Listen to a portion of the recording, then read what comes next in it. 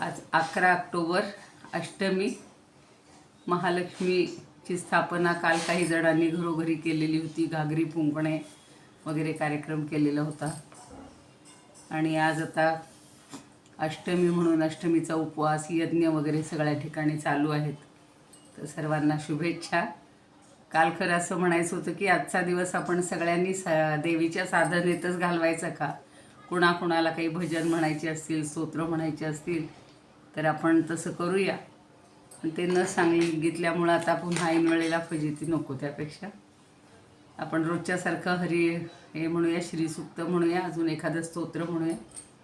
अलंकापुरी पुण्यभूमी पवित्र, तिथे नांदतो ज्ञान राजा सुपात्र. तया आठविता महापुण्यराशी, नमस्कार साष्टांग श्री ज्ञानेश्वरासी. माता यस्य तपस्विनी च जनको, वैराग्य रागान्वित भ्रातारो गुरुणा निवृत्तिसहिता, निर्वृत्तिका संस्थिताः. इत्थं साधु कृपान्वितं स्वयमहो, ज्ञानामृतेनावृतं वन्दे तं करुणाकरं प्रभुवरं श्री संत ज्ञानेश्वरं. श्री संत ज्ञानेश्वरं. ज्ञानेश्वर महाराज की जय. पंढरीनाथ भगवान की जय. आज अष्टमी आहे. भवानीचं अष्टक म्हणूया. न तातो न माता न बंधुर्न दाता, न पुत्रो न पुत्री न भृत्यो न भर्ता, न जाया न विद्या न वृत्तिर्ममैव, गतिस्त्वं त्वमेका भवानी. भवाब्धावपारे महादुःखभीरु, प्रपन्नः प्रकामी प्रलोभी प्रमत्तः, कुसंसारपाशप्रबद्धः सदाहं, गतिस्त्वं त्वमेका भवानी. न जानामि दानं न च ध्यानयोगं, न जानामि तन्त्रं न च स्तोत्रमन्त्रं, न जानामि पूजां न च न्यासयोगं, गतिस्त्वं त्वमेका भवानी. न जानामि पुण्यं न जानामि तीर्थं, न जानामि मुक्तिं लयं वा कदाचित्, न जानामि भक्तिं व्रतं वापि मातः, गतिस्त्वं त्वमेका भवानी. कुकर्मी कुसंगी कुबुद्धिः कुदासः, कुलाचारहीनः कदाचारलीनः, कुदृष्टि कुवाक्यः प्रबन्धः सदाहं, गतिस्त्वं त्वमेका भवानी. प्रजेशं रमेशं महेशं सुरेशं, दिनेशं निशीथेश्वरं वा कदाचित्, न जानामि चान्यं सुराणां शरण्ये, गतिस्त्वं त्वमेका भवानी. विवादे विषादे प्रमादे प्रवासे, जले वानले पर्वते शत्रुमध्ये, अरण्ये शरण्ये सदा मां प्रपाहि, गतिस्त्वं त्वमेका भवानी. अनाथो दरिद्रो जरारोगयुक्तो, महाक्षीणदीनः सदा जाड्यवक्त्रः, विपत्तौ प्रविष्टः प्रणष्टः सदाहं, गतिस्त्वं त्वमेका भवानी. गतिस्त्वं त्वमेका भवानी. गतिस्त्वं त्वमेका भवानी. आता आपण हे म्हणतो तसं रोज श्रीसूक्त सगळेजण म्हणूयात. ओम हिरण्यवर्णां हरिणीं सुवर्णरजतस्रजां, चंद्रां हिरण्मयीं लक्ष्मीं, जातवेदो म आवह. ताम आवह जातवेदो लक्ष्मीं नपगामिनीं, यस्यां हिरण्यं विन्देयं गामश्वं पुरुषानहम्, अश्वपूर्वामृतमध्यां हस्तिनादप्रबोधिनीं, श्रियं देवीमुपभये.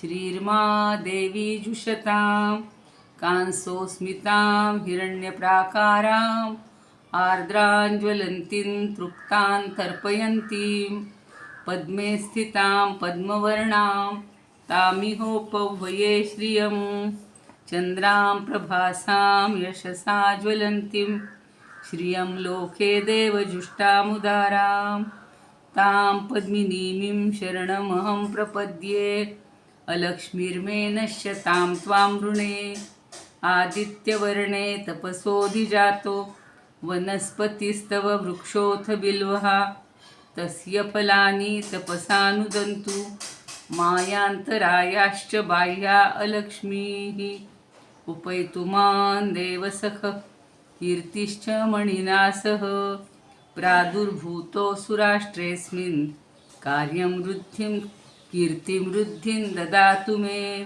क्षुत्पिपासामलाञ्ज्येष्ठाम् अलक्ष्मीर्नाशयाम्यहम् अभूतिमसमृद्धिं च सर्वान् निर्णुद मे गृहात् गन्धद्वारान् दुराधर्षान् नित्यपुष्टाङ्करीषिणीम् ईश्वरीं सर्वभूतानां तामिहोपह्वये श्रियं मनसः काममाकूतिं वाचः सत्यमशीमहि पशूनां रूपमन्नस्य मयि श्रीश्रयतां यशः कर्दमेन प्रजा भूता मयि सम्भव कर्दम श्रियं वासय मे कुले मातरं पद्ममालिनीम् आपसृजन्तु स्निग्धानि चिक्लीतवस मे गृहे निचदेवीं मातरं श्रियं वासय मे कुले आर्द्रां पुष्करिणीं पुष्टिं पिङ्गलां पद्ममालिनीं चन्द्रां हिरण्मयीं लक्ष्मीं जातवेदो म आवह आर्द्रां यः करिणीं यष्टिं पिङ्गलां पद्ममालिनीं चन्द्रां हिरण्मयीं लक्ष्मीं जातवेदो म आवह आर्द्रां यः करिणीं यष्टिं सुवर्णां हेममालिनीं सूर्यां हिरण्मयीं लक्ष्मीं जातवेदो म आवह तां म आवह जातवेदो लक्ष्मीमनपगामिनीं यस्यां हिरण्यं प्रभूतं गावो दास्योष्मान् विंदेयं पुरुषानहम्. आज फलश्रुती पण घेऊया. यः शुचिः प्रयतो भूत्वा जुहुयादाज्यमन्वहं सूक्तं पंचदशर्चञ्च श्रीकामः सततं जपेत्. पद्मानने पद्मविपद्मपत्रे पद्मप्रिये पद्मदलायताक्षि विश्वप्रिये विष्णुमनोनुकूले त्वत्पादपद्मं मयि सन्निधत्स्व. पद्मानने पद्म ऊरु पद्माक्षि पद्मसंभवे तन्मे भजसि पद्माक्षि येन सौख्यं लभाम्यहम्. अश्वदायी गोदायी धनदायी महाधने धनं मे जुषतां देवी सर्वकामाश्च देहि मे. पुत्रपौत्रधनं धान्यं हस्त्यश्वाश्वतरीरथं प्रजानां भवसि माता आयुष्मन्तं करोतु मे. धनमग्निर्धनं वायुर्धनं सूर्यो धनं वसुः धनमिन्द्रो बृहस्पतिर्वरुणो धनमश्विना. वैनतेय सोमं पिबतु वृत्रः सोमं धनस्य सोमिनो मह्यं ददातु सोमिनः. न क्रोधो न च मात्सर्यं न लोभो नाशुभा मतिः भवन्ति कृतपुण्यानां भक्त्या श्रीसूक्तजापिनां.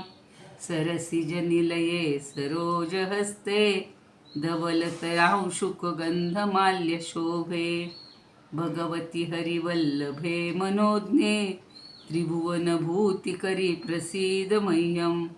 विष्णुपत्नीं क्षमां देवीं माधवीं माधवप्रियां लक्ष्मीं प्रियसखीं भूमिं नमाम्यच्युतवल्लभां. महालक्ष्म्यै च विद्महे विष्णुपत्न्यै च धीमहि तन्नो लक्ष्मीः प्रचोदयात्. आनन्दः कर्दमः श्रीदश चिक्लीत इति विश्रुताः ऋषयः श्रियः पुत्राश्च श्रीर्देवी देवतामताः ऋणरोगादिदारिद्र्य पापक्षुदपमृत्यवः भयशोकमनस्तापा नश्यन्तु मम सर्वदा श्रीर्वर्चस्वमायुष्यमारोग्यमाविधात् क्षोभमानं महीयते धनं धान्यं पशुं बहुपुत्रलाभं शतसंवत्सरं दीर्घमायुः इति ऋग्वेदोक्तं श्रीसूक्तं संपूर्णं. आता आपल्या लक्षात आलं असेल की या देवीची, लक्ष्मीची, श्रीची जर आपण प्रार्थना केली, हे श्रीसूक्त कशा प्रकारे त्याची पुरस्चरण करावीत तेही सांगितलेलं आहे.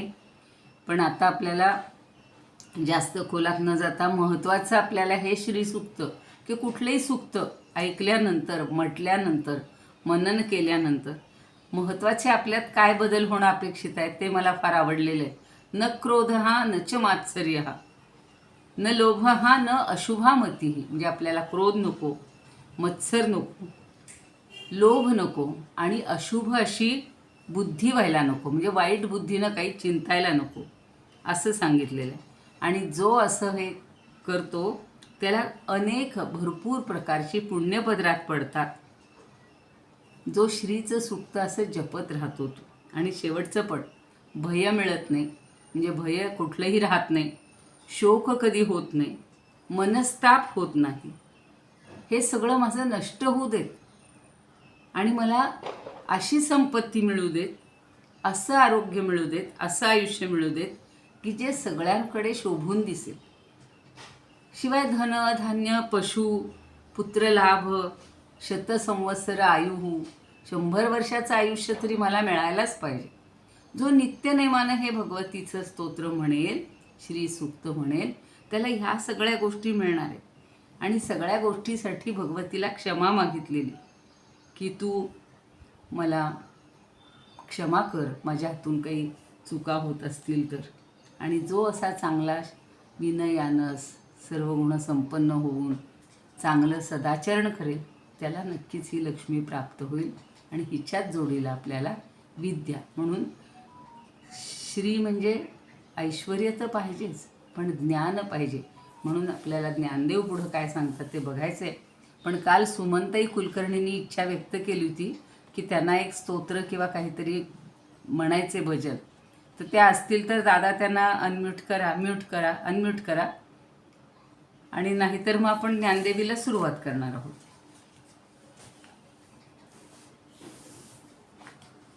कृपया त्या ताईंनी हँड रेज करा, म्हणजे मला तुम्हाला अनम्यूट करता येईल. सुमन कुलकर्णी. हा,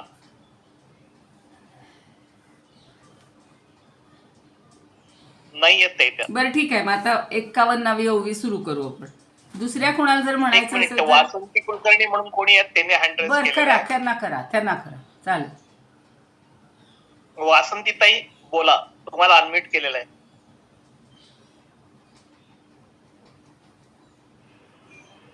मी ह्याची महालक्ष्मी प्रार्थना म्हणते. म्हणा.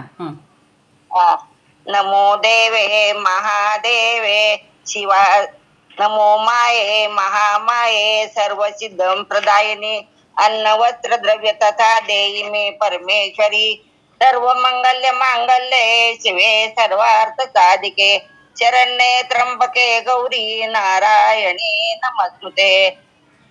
उमा गौरी शिवा दुर्गा भद्रा भगवती तथा कुलदैवत चामुंडा रक्षतु बालका सदा. सर्व बाधा निर्मूलाय दंदान सुतंत्वित मनुष्ये प्रयत्नेने भविष्यन्ति नो संशया. गायत्री च सार्वत्री पार्वती सरस्वती वेदगर्भा वरारोह गायत्री परमांबिका. वरा मागतो एक ऐसाची द्यावा घडू दे मणी पूर्ण वांछित सेवा. तुझे गुण गाता स्फुरणेश्वराला तुला अर्पितो कालिके पुष्पमाला. संतांच्या संगतीचा पुरावा तुझे रूप डोळा दिसोनी उरावा. खरा मार्ग दावी सदा सज्जनाला तुला अर्पितो रेणुके पुष्पमाला.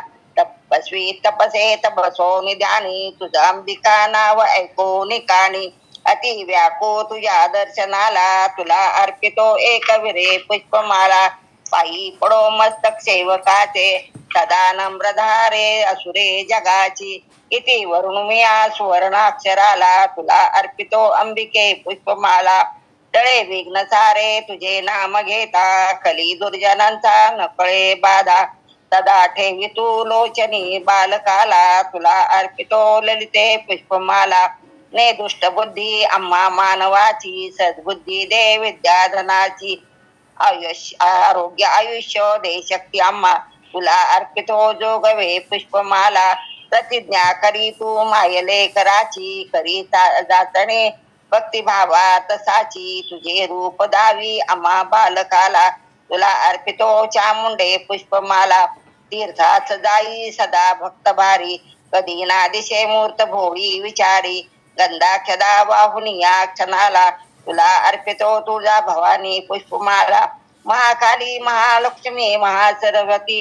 ही मुख्य तीन अवतार नवदुर्ग तुला अर्पितो नवरात्र पुष्पमाला आई साहेबांबा माता की जय. छान म्हणलं, छान, चांगलं. सुमनताई आहेत का? हा, अलकाताई बोलतायत. बर, अलकाताई बोला. चालेल.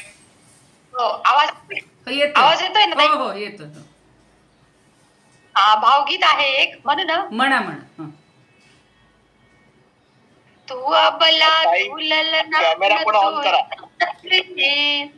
तू दुर्गा तू चंडी उठ पुरंद्री महिला तू माता तू आदिमशक्ती शौर्याची गाथा तू ईश्वर मूर्ती त्यागपदे रूपवती आणि सुंदरी तू दुर्गा तू चंडी उठ पुरंद्री प्रेमाची स्वामिनी तू दास्य नव्हे ते सेवेचे प्रगट रूप उघड विहरते मानबिंदू तोच तुझा सावर दोरी तू दुर्गा तू चंडी उठ पुरंद्री विश्वातील शांती तुझ्यातून प्रगटते क्रांतीला भाष्य तुझे नित्य पोसते धरिसी मनी करशील ते भरसी माधुरी तू दुर्गा तू चंडी उठ पुरंद्री रामाची सीता तू गवळण हरेची झाशीची राणी तू वीज गगनीची तारक तू रक्षक तू उठ झडकरी तू दुर्गा तू चंडी उठ पुरंद्री करशील जरी नेम मनी गायन गीता विश्वातुणी हद्द पार होईल बिरुता निर्मिशील जग एकच हरिमय नगरी तू दुर्गा तू चंडी उठ पुरंद्री तू अबला तू ललनान तू सैरंद्री तू दुर्गा तू चंडी उठ पुरंद्री. बोल अंबा माता की जय. खूप छान म्हणलं ताई, पण तुम्ही व्हिडिओ चालू करायला पाहिजे होता. अरे देवा, म्हणत लक्षात नाही व्हिडिओ चालू करायचा. दादा म्हणत होते पण म्हणून का तुमचं बरं? लक्ष नव्हतं. ठीक आहे, आता अजून कोणाला म्हणायचंय? धन्यवाद.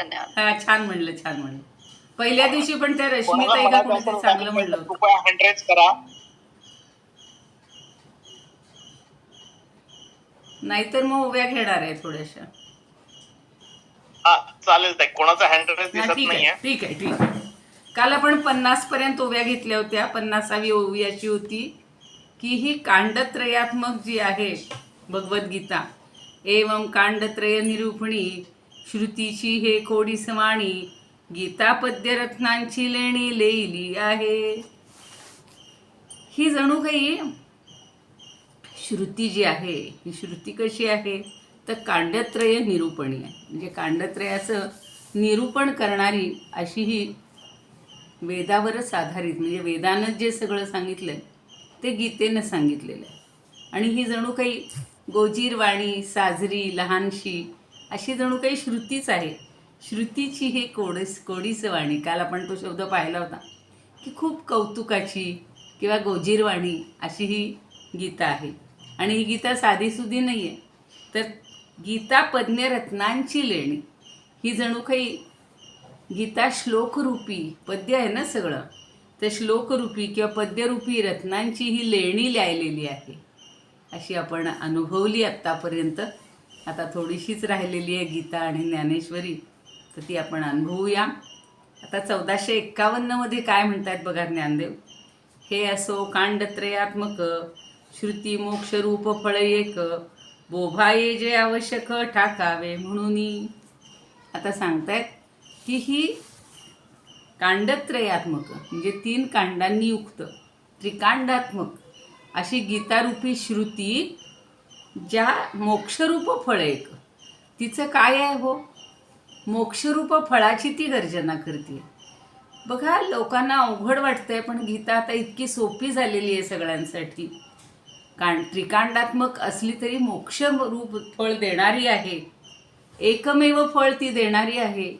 आणि मोक्ष हा मानवी जीवाचा अवश्य भाग आहे. बोभाये जे आवश्यक ठाकावे म्हणून, म्हणजे आपल्याला हे मोक्ष हा प्रत्येकाला मिळायलाच पाहिजे, प्रत्येक जीवानं तो प्राप्त करून घेतला पाहिजे, असं ही गीता सांगते. आता मोक्ष म्हणजे काय आपण पाहिलेलं आहे की त्याच्यासाठी मरणाची आवश्यकता नाही. मुक्ती म्हणजे मोक्षमुक्ती ही तुझीच रूप आहे. आपण आता जीवन जगत असताना ह्या सगळ्या षड्रिपूपासून मुक्त होणं हा मोक्ष आहे, आसक्तीपासून मुक्त होणं हा मोक्ष आहे. आणि हा मोक्ष कसा मिळवायचा हे भगवद्गीतेनं आपल्याला शिकवले किंवा सांगितले. आणि ज्ञानदेव तेच पुन्हा छान शब्दामध्ये आपल्याला सांगतायत. मग आता ते कसं आहे, तयाचे नि साधन ज्ञानेसी वैर करी तो जो प्रतिदिवशी, तो अज्ञान वर्ग षोडशी प्रतिपादिजे. कालपासून आपलं चालू होतं की 15पर्यंत ज्ञानकांड आहे. आता 16व्यात काय सांगतायत ते पुन्हा सांगतायत की या मोक्षाचं साधन असा जो ज्ञानमार्ग, त्याच्याशी जणू काही दावा धरणारा अज्ञानाचा जो धर्म आहे तो 16व्या अध्यायात भगवंतांनी सांगितलेला. आपल्याला माहिती आहे की 26 संपत दैवी संपत सांगितली, पण त्याच्याबरोबर जी आसुरी संपत सांगितलेली ती सगळी अज्ञानामुळे आहे.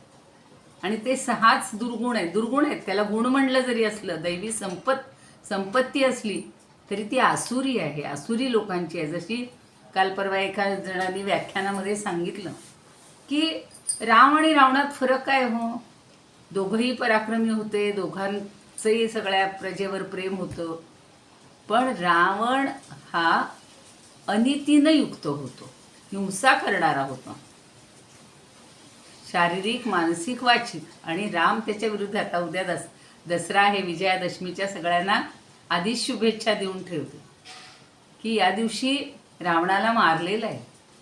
आता तो काळ झाला 7, 8, 10 हजार किती वर्ष झाली असतील, आपल्याला वर्षांचा हिशोब नाही करायचा.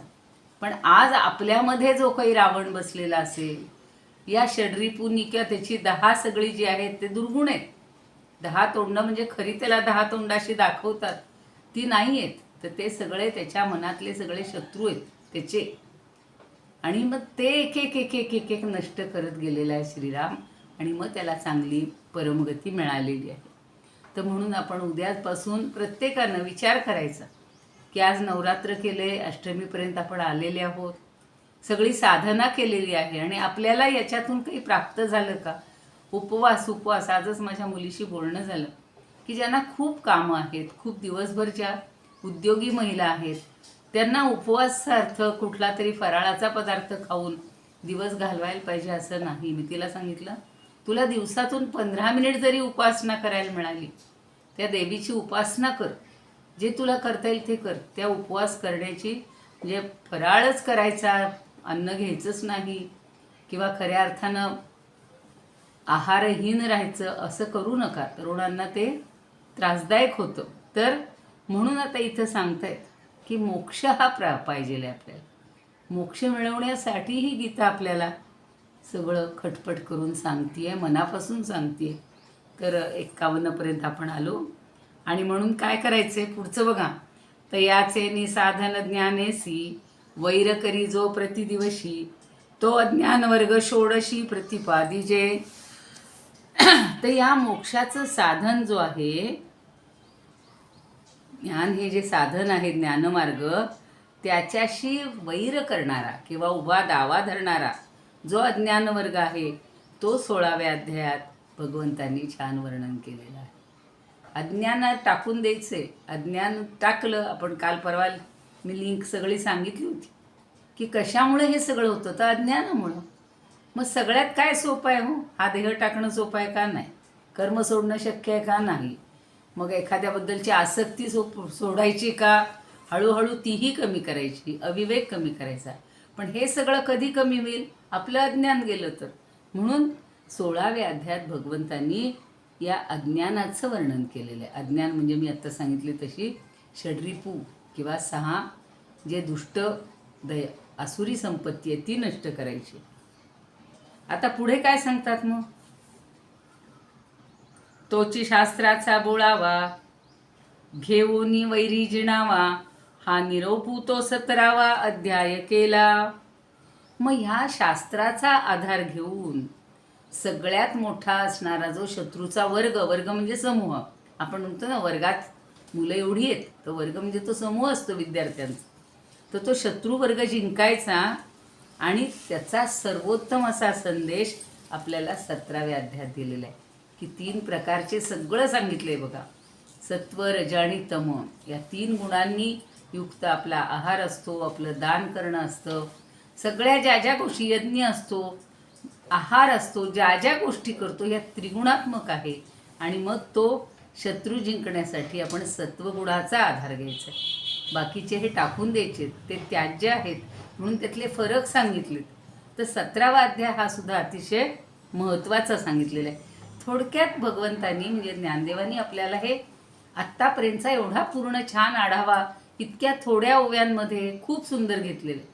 म्हणजे ज्यांनी संपूर्ण गीता ऐकलेली नाही, ज्यांनी ज्ञानदेवी वाचलेली नाही, त्यांनी एवढ्या या जरी 10-15 ओव्या 20 ओव्या जरी वाचल्या तरी आपल्याला एकूण भगवद्गीतेत काय सांगितलेलं आहे, ज्ञानदेवीत काय सांगितलेलं आहे हे कळेल. आणि आपण काय आचरणात आणायचं हेही कळेल. म्हणून हा जो सर्वोत्तम संदेश आहे हा आपल्याला 17व्यात मिळतो. आता 1 ते 17मध्ये काय काय सांगितलं? ज्ञान, भक्ती, उपासना ही 3ही कांडांची वर्णनं केली. मग 18व्या अध्यायात काय आहे ते शेवटच्या ओवीत सांगतात. तया अर्थजाता अशेषा केला तात्पर्याचा अवांका, तो 18वा हा देखा कलशाध्यायो. मग हा जो 18वा अध्याय आहे तर हा पहिल्या अध्यायापासून 17व्या अध्यायापर्यंत देवांनी स्वतःचे जे निश्वास टाकलेले आहेत तो एक श्लोक राहिला. ऐसा प्रथमा लागोनी 17वा लाणी करुनी, आत्मनिश्वास विवरुनी दाविला जो. तर 17व्या अध्यायामध्ये काय आहे? भगवंताचे वेद म्हणजे काय आहेत? निश्वास रूप आहेत.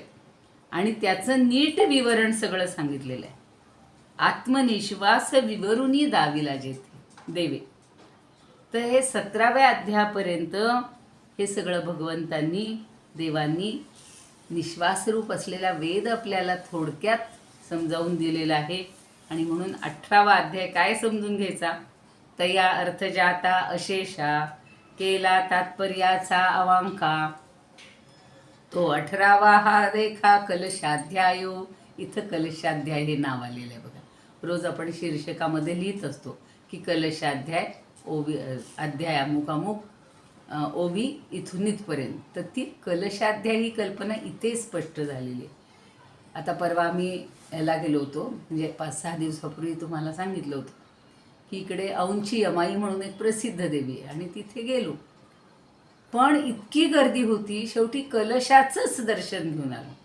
पंढरपूरला एवढे वारकरी लाखांनी जातात, त्या विठ्ठलापर्यंत जायला होत नाही, पण कलशाचं दर्शन झालं, कळसाचं दर्शन झालं की आपलं सगळं प्राप्त झालं असं होतं.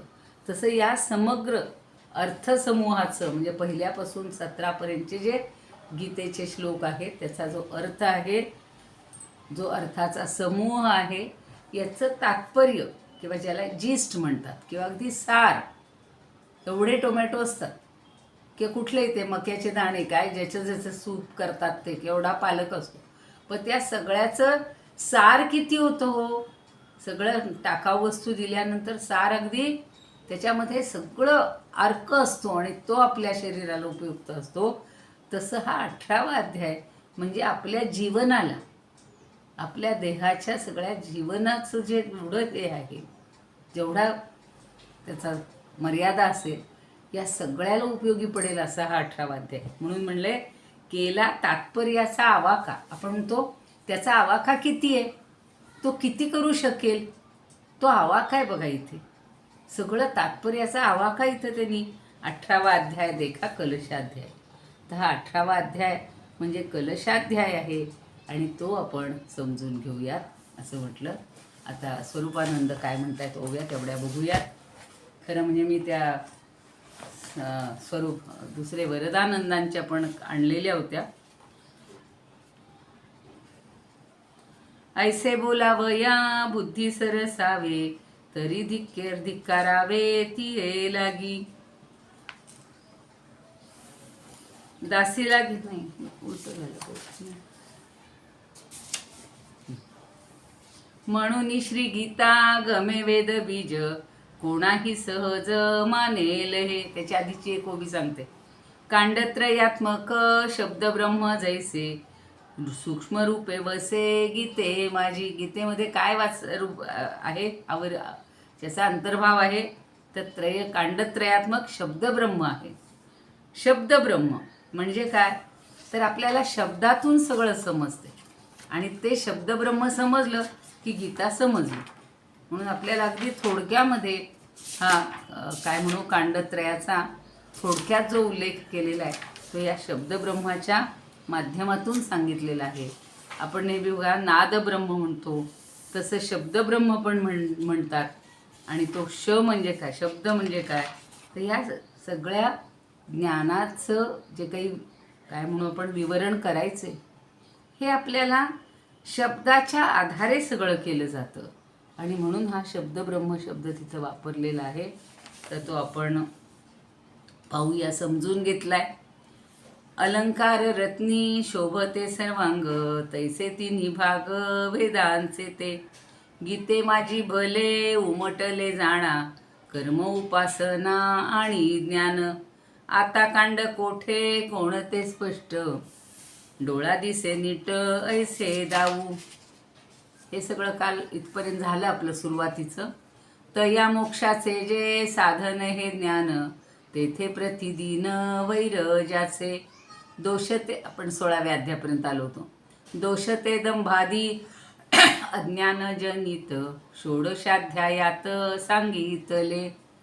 तया ते जिंकावे सांगाती तो एक, घेवोनी रक्षक शास्त्र रूप. सप्तदशाध्यायी ऐसाची संदेश, देई ऋषिकेश सर्वान लागी. ऐसे 17ही अध्यायात साच, केले श्रुतीचेच निरूपण. तया सर्वांचाही जेथे तात्पर्यार्थ, साकल्य यथार्थ सांगितला. साकल्यानं म्हणजे अगदी थोडक्यात एकत्रितपणे, नाही एवढं लांब, एवढं कुठं ज्ञानेश्वरी 9000 ओव्या कोण वाचणार आहे हो. सामान्य लोकांनी ग्रंथ पाहिला की थरथर होते, पण जे वारकरी आहेत, जे नेहमी त्याची पारायण करतात, त्यांना काही वाटत नाही. आणि जे श्रेष्ठ आहेत, ज्येष्ठ आहेत, त्यांची तर पूर्ण ज्ञानेश्वरी पाठ असते. कुठली ओवी म्हणा, कुठला अध्याय, सगळं त्यांचं पाठ. श्रीमद भगवद्गीता नामे हा प्रबंध, मूर्तिमंत वेद ऐसे जाणा. सर्व ज्ञानाचा हा महार्णव भला, औदार्ये आगळा वेदांहुनी. होय जरी वेद स्वभावे संपन्न, तरी तो कृपण ऐसे वाटे. ब्रह्मक्षत्रियादी 3 वर्णासीच, अधिकार साच असे तेथे. आता उद्या उरलेल्या ओव्या बघूया.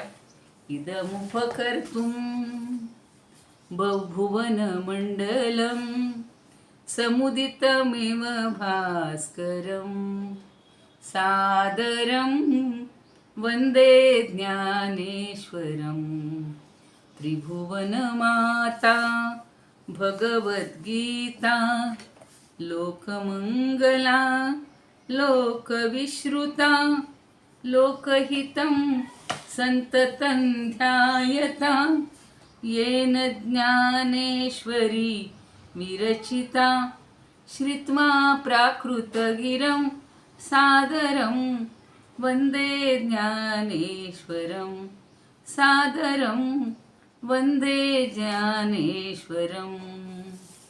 आरती ज्ञानराजा महाकैवल्य तेजा सेविती साधू संत मनुवेधला माझा आरती ज्ञानराजा